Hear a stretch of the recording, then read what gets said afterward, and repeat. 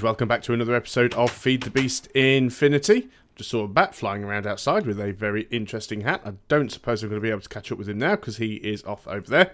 Oh well. So what am I going to do in today's video? Well, I've been trying to put off going to the Nether as long as possible to get blaze rods, and I'm still going to be putting that off because I absolutely hate the Nether. But speaking of blaze rods, that got me thinking about the lava fabricator that I wanted to build. Now, there's a few different ways of being able to make lava within Feed the Beast Infinity, and the lava fabricator is probably the most specific for that particular task, which is a Mine Factory Reloaded machine. Now, unfortunately, the worst part about this is it requires magma cream and blaze rods. Both of these require blaze powder. There's a couple of different ways to get blaze powder, of course. There are some plants that produce it, if you can find it. And other than that, really, it's mainly just getting a hold of blaze rods and bees, of course. There are some bees that can produce it. Either way, of course, it is a little bit difficult to get a hold of. I don't even know if we have any cinderpell. To be honest, I never checked. I know we were picking up all sorts of different flowers and stuff, but no, we don't have any of that particular flower. So that makes it a little bit difficult. Now, the only thing that you need in order to produce lava with the lava fabricator is a supply of electricity. It doesn't require any other ingredients, which makes it, you know, quite nice to build. The rest of it's fairly easy. A machine frame, a reception coil, a piece of obsidian and some plastic sheets, which are easily made with raw plastic.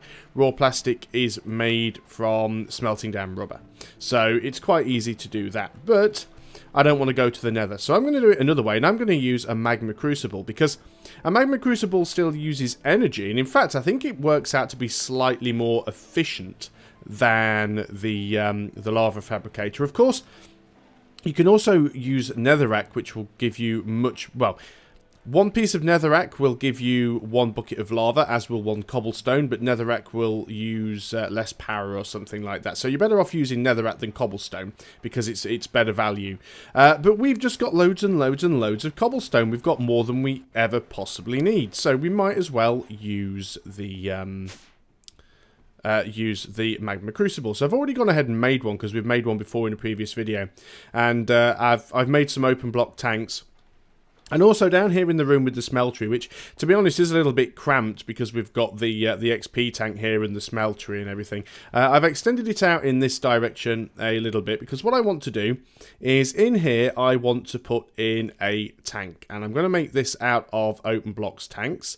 And it is going to be, let's put it here. I decided I wanted to make it sort of 6x2 and then 2 high. So it's not going to be a huge tank, but this will hold all of our lava. Now, the reason I want to build this, first of all, even though we're not going to be using the smeltery quite as much because we've now got our automated system with ME for smelting all of our ingots, we will still be using the smeltery for some stuff.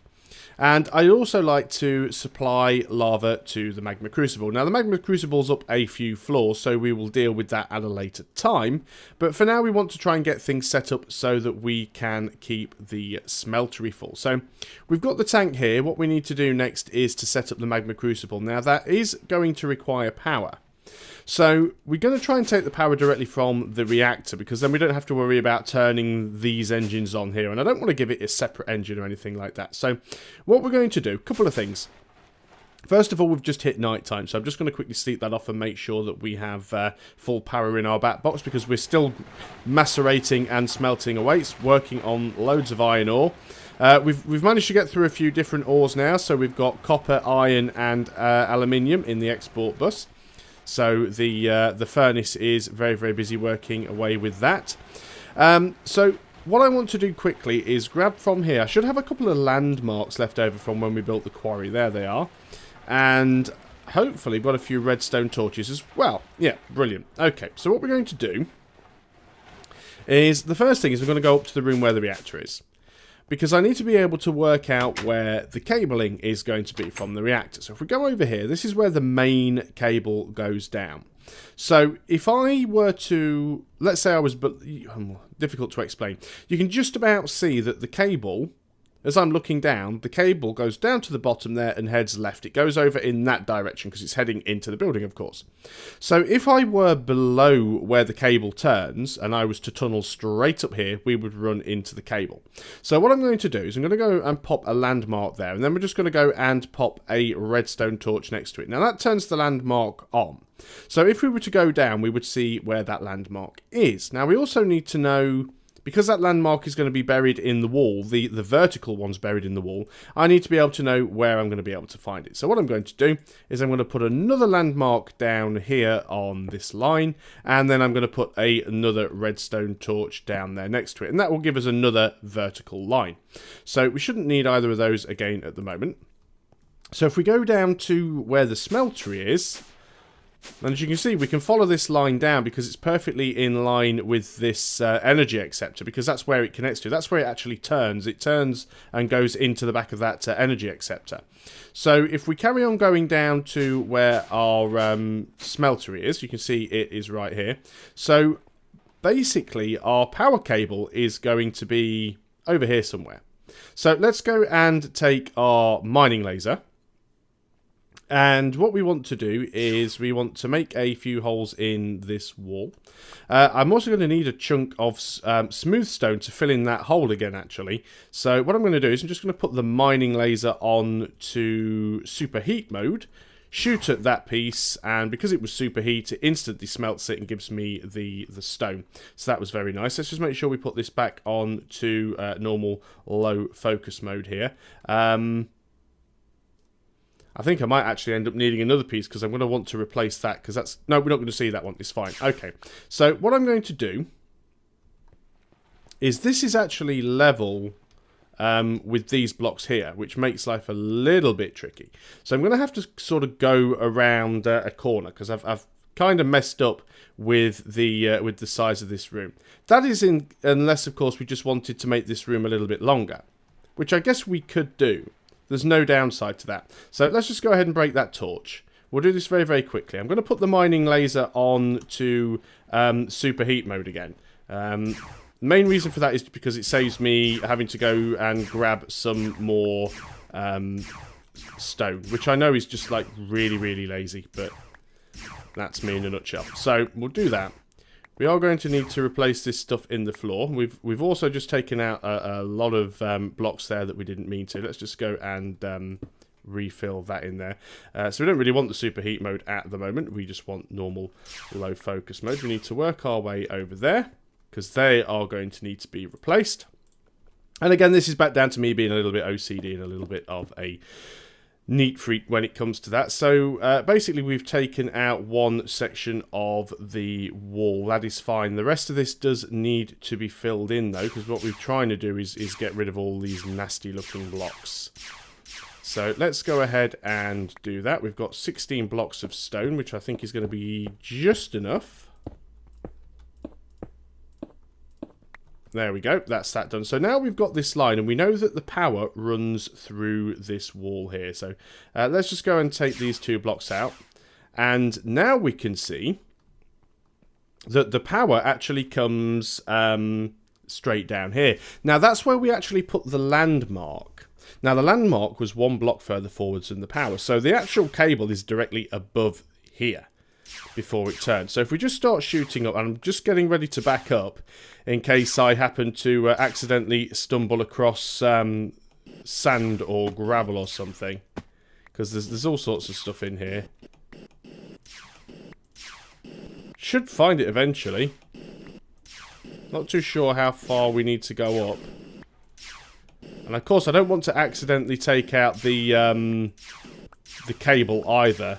This is going to be a very long, dark tunnel. There we go. We've actually found the bottom of the cable. And if you look there, we're staring straight up the cable that goes up to the reactor. And this is where it turns. So we can actually see the landmark's blue line going across it. So let us go for a relatively safe landing.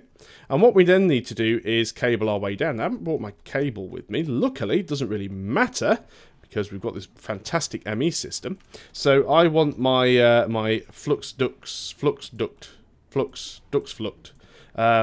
should be plenty of it. There should be more than enough there to get all of this connected up. Now, certainly at the beginning, I'm not going to be automating this process, because I know a lot of you might say, well, you can just automate the cobble into the machine. And that is true, but I don't necessarily think that I want it running full time. Yes, we do have a lot of cobble, but we're only going to have a limited amount of storage for the lava, and I don't use it all that often. And to be fair, I'm not really using the lava, or I don't really want the lava generation for the smelter as much as I want it for the igneous extruder, because I'm always looking for obsidian. So this is the way we're going to do it. So plenty of cable left over, and we can...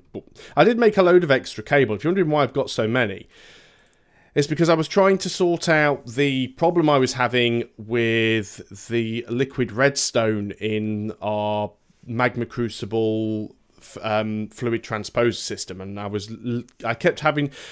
trying to use up the last of the liquid redstone in the system by making more flux duct cables to try and get down to an even number, because the problem is these cables don't make a full bucket of liquid redstone, don't take a full bucket to make. It's something like 0.2 of a bucket, so I kept ending up with a partial bucket in the system, which was getting very, very difficult to try and get rid of. So I kept making more and more flux ducts, but I think I just kept making matters worse. So let's go and throw the magma crucible down here. Now, we don't really have a way of turning the magma crucible off. We don't have a power switch going to it. It is going to fill up very, very quickly. But once it is full, as it is, now that's it. It's going to stop. It's not going to use any power. Bear in mind, of course, we can actually send a message to the crucible to turn it on and off. So we could very well just use a... let's turn the jetpack off. We could very well just send a redstone message when the tank is full to the crucible. So let's go ahead and get rid of that redstone torch and that landmark. And now we can also get rid of these ones here, because we don't need them. So landmarks and redstone torches, very, very useful. Still got a fair bit of energy in the system. Obviously, we are working our way through our ingots relatively quickly. I do keep throwing more and more cyanide ingots in there. Strange that it seemed to have left one in there and didn't process it. I'm sure there was one in there at the side that it hadn't moved. Oh, it's because it needs two. Of course it does. So if you just put a single one in, it isn't going to do anything. There we go. So yeah, I must have put, at some point, I must have put in an odd number, and there was one left over. So, okay. We now have the power connected up. We can easily just go and throw cobblestone in there. That is not a problem at all. Plenty of that lying around.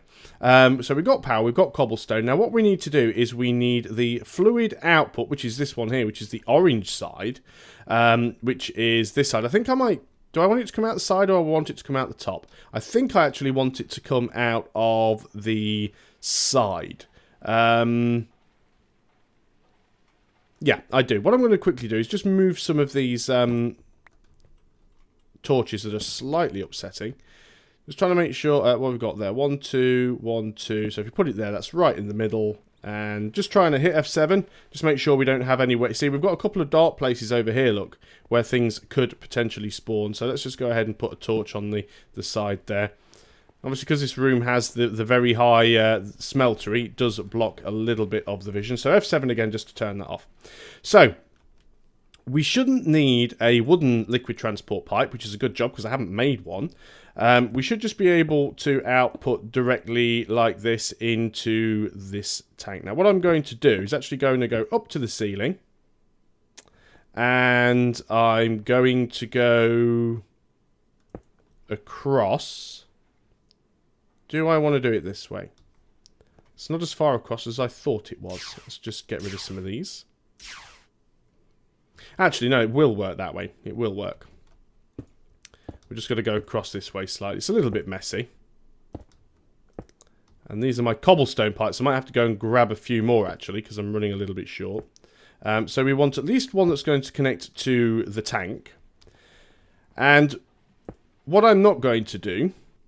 Yeah, I need to go and grab some more. I do have some more. So one thing that I'm not going to do is have the magma crucible pumping liquid lava into the tank, and then have a system to draw tank then having another system to draw the magma from the tank back into the smeltery. I could do that, of course. It would work.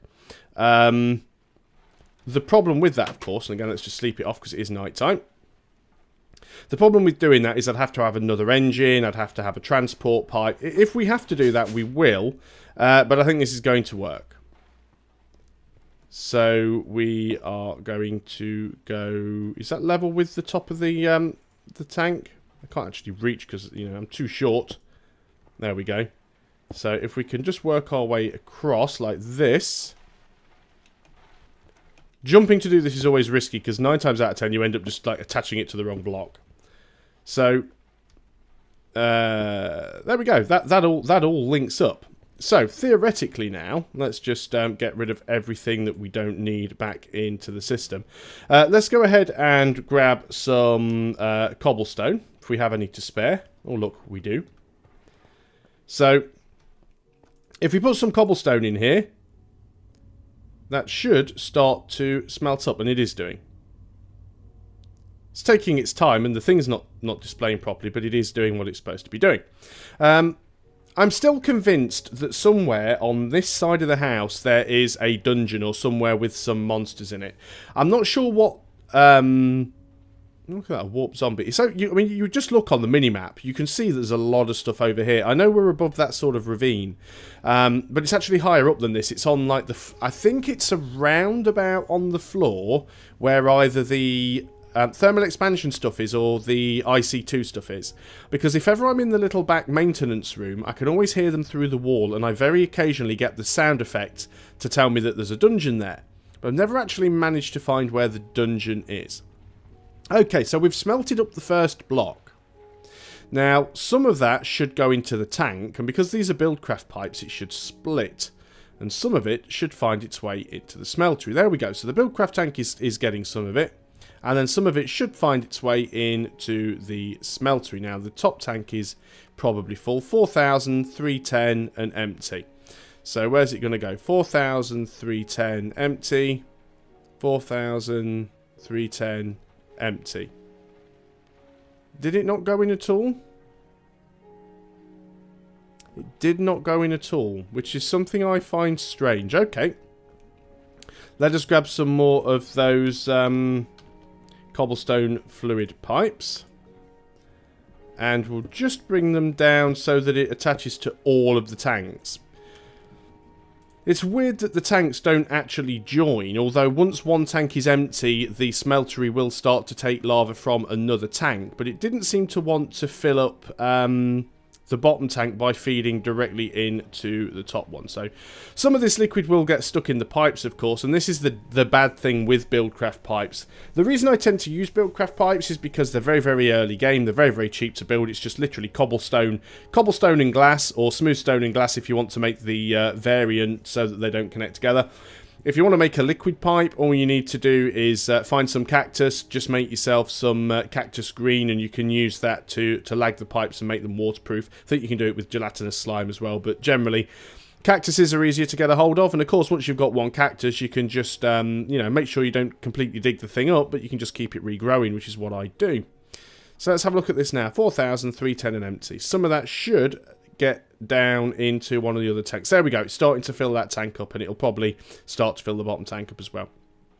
So we may well end up with some lava bouncing around in the pipes, as these things tend to do. And it's a little bit messy. It's a little bit ugly, but I don't mind. I actually quite like the I like the industry. And this is a smeltery. It's always going to look industrial.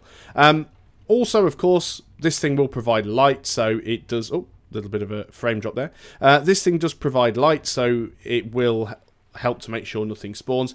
It'll actually fill up quite quickly. Well, not all that quickly. It's only done 4 blocks so far, but this is basically what we want to go for. And what I will have to do is I will have to have a pipe that pumps up from this upstairs to the igneous extruder. Now, the igneous extruder is quite far away. Now, given the fact... Here's the igneous extruder. Given the fact that the igneous extruder only needs water and lava, it doesn't need power. So what I'm very, very tempted to do is remove the igneous extruder from here completely. Get rid of the aqueous accumulator that is in here, because to be quite honest, this aqueous accumulator just like drips through the ceiling. And with so many pipes and cables, I mean obviously it doesn't affect the pipes or cables, but it means I have to keep sort of, there's probably about, what, 6 or 8 blocks here that I can't go through because they're containing water.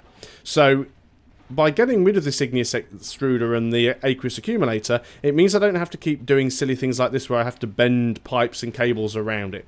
And then what we could do is we could go and put the igneous extruder downstairs in the same room with the smeltery, which is probably the more sensible idea. And then we'll be able to make a never-ending supply of obsidian if we wish to.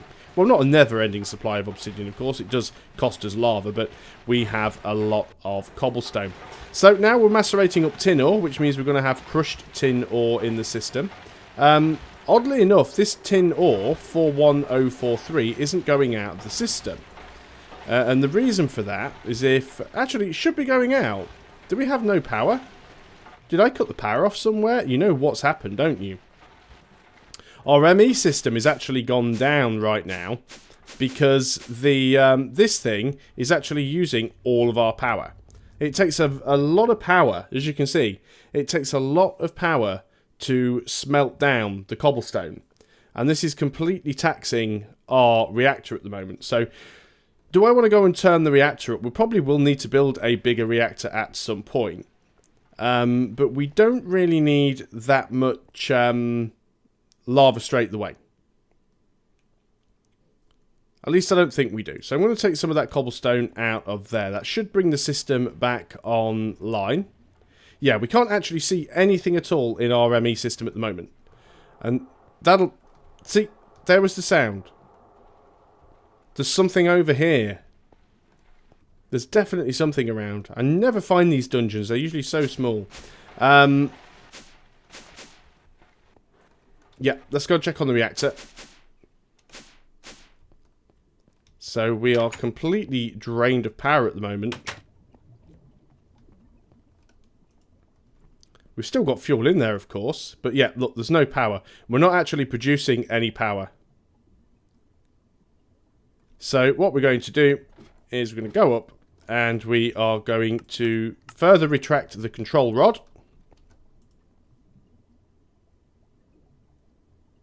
Wow, something really is using a lot of the power. Let's go ahead and disable that magma crucible right now. If it's fully powered, if it's fully charged, then it shouldn't cause the problem, though. That's the question. So is it fully charged yet? No, it is not.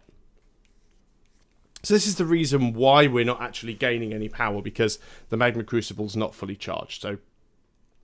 So far, all of the power that is coming from the reactor is going into this thing. So let's just give that a few seconds until it's fully charged. I'm happy with the setup. Obviously, using power to make lava isn't the best way, and I know I could sort of port it through from the nether, but I don't need the thing running permanently. You know, I can do it just until we've got some lava in the tank, and if this tank is full, that'll give me a lot of lava so that we can make all of the obsidian we want and use the smeltery as often as we want. And if we ever need any more lava, then obviously we can make sure that we turn the reactor up to full and just run this thing for a little bit. But yeah, the magma crucible uses a lot of power. It's almost fully done. So it still has another what's that? Another 100,000 RF to go. So what is next on the agenda? What are we going to be doing next? What are we going to be building next? I would still try and like to sort that liquid system out with the other magma crucible and the liquid transposer, but as we've discovered, we don't actually have the, I think it's called extra cells, which is another little mod that expands the ME system and allows you to make an import bus and an export bus the same way that we did on the barrels, but it allows you to make liquid ones, and you can connect them to open block tanks. And that's what I really wanted to do. I wanted to make open blocks tanks and use those instead of the BuildCraft ones, and then we could have just used the ME system to put the liquids that we needed in and out. So it was a little bit of an issue there. As you can see, even though this thing hasn't been running for a while, and it's almost fully charged, there we go, it is fully charged. Even though this thing hasn't been running for a while, there's still little bits of lava just sort of swimming around in the pipes backwards and forwards and not really getting anywhere. ME system is back online. Brilliant. So what we're going to do just before we end the video, we're going to go up to this floor. We should find out now that this is taking the crushed tin ore out, and indeed it is. That's working the way that it should be. My initial thought, by the way, the thought process I was having was that I hadn't got the tin in the export bus, but there again, it wouldn't need to be in the export bus. It would need to be in the import bus. The import bus will pull everything out, so it couldn't have been that. So let's just quickly go back up to the reactor.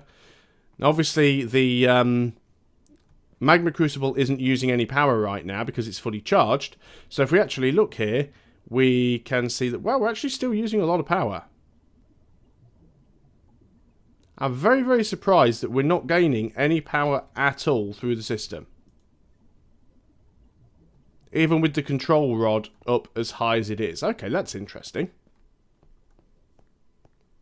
So what about if we actually go downstairs and completely disable the magma crucible? Is this thing still taking power, even though it's fully charged? So if we go and... can we just turn it off completely? Yeah, power usage, 0 RF per tick. So it isn't actually taking any power at the moment. At least it shouldn't be. Definitely something behind this wall. Redstone control. Control status enabled.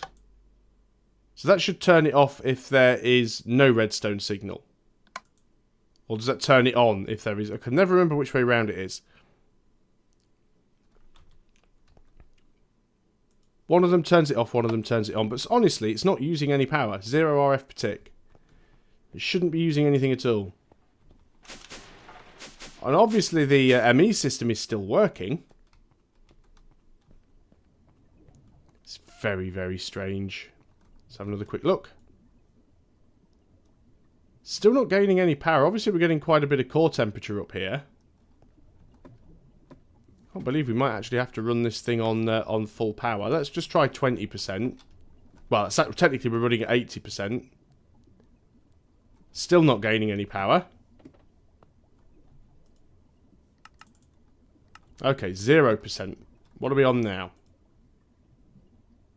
It is now gaining some power. I am going to deactivate the reactor, just very, very briefly, and let it cool down, because the hotter the reactor gets, the less efficient it becomes. And I'm almost convinced that half of the issue is that. So let's go and turn the reactor back on.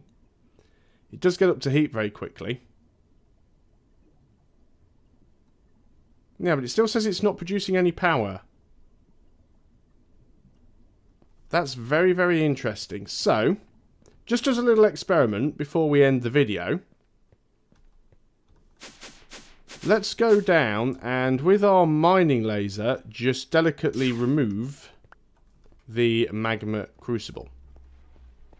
Now let's go back up and check our reactor once more, which wasn't putting out any power. It's now gaining power. So that is very interesting. I wonder if that's an actual bug. Because what we had there was a fully powered magma crucible that was still drawing all the power from the reactor. Now we're losing it. We do need to be at 50%. So I'm going to have to find a way, if I want to use that method, I'm going to have to find a way of being able to connect and disconnect the crucible whenever I need it. I mean, you certainly do that, of course. Easiest way to do it, probably. I'm sure we could put some sort of switch or something in between. But the easiest way probably to do that for now is to put the crucible here. And we're going to need... well, I don't actually need more of this piping. Technically, I need less. So what we can do is take the piping out. And we can come across this way. Make sure we pick it all up. And do that. Now it's not connected, and of course if I want to use it now I will have to go and grab a piece of the cable and connect it all up. Looks a little bit ugly of course now because this thing is in the middle of the room, and there's a, you can see that nasty deer right there. Let me know, guys, is there a way, is there an interface that I could put in somewhere that I can switch on and off? You know, like we did upstairs with the ME system, where we have this, what was it called? Is it the bus? A toggle bus. Is there an equivalent to that we could put on that flux cable? Because I've not really used these flux cables before. So if there's some sort of equivalent to that, let me know. And we'll do that so we can turn it off. There we go. There might be a better way to make lava. It's not going to be something that's running permanently anyway, so I'm not all that bothered about it. How are you doing here? One thing that I do keep doing periodically is just going up to the ME system, typing in crushed, so we can see what crushed ores we have. So there's crushed tin ore, and there is crushed lead ore. Now bear in mind, of course, the electric furnace can only do one thing at once, but it's not currently importing anything, and that's probably because it doesn't have crushed tin ore or crushed lead ore in the export bus. So now it does, it'll start importing all that stuff in. Fantastic. So it'll work its way through all that. Let's just have a look at ingots now and just see what we're up to, because we've probably got a surprising number. I can't type, as you may have noticed. So we've got 369 iron ingots. That's not counting a load that we still have downstairs in the smeltery. We've got 366 aluminium, only a little bit of bronze, a lot of copper, got a fair bit of gold, some ferrous, there's lead, there's invar. Some of this was already in the system before, by the way. This is the main problem you have, of course. If you look here, we actually have 3 different types of ingot that are all tin. So we've got the Tinker's Construct tin, we've got the Railcraft tin, and we've got the Industrial Craft tin. Now, they all do the same thing. If we were to build a recipe that required tin, we could use any of these tins, and they don't work. But they take up 3 different slots. So when you think about the way that the ME storage works, you can only store 63 different items on a drive, that's taking up 3 item slots. If we can convert all of the tin into one type of tin, which there are a couple of ways of doing, then it would take up less storage space. Not that I'm terribly concerned about storage space at the moment, because you actually look at the drive racks, most of them are empty.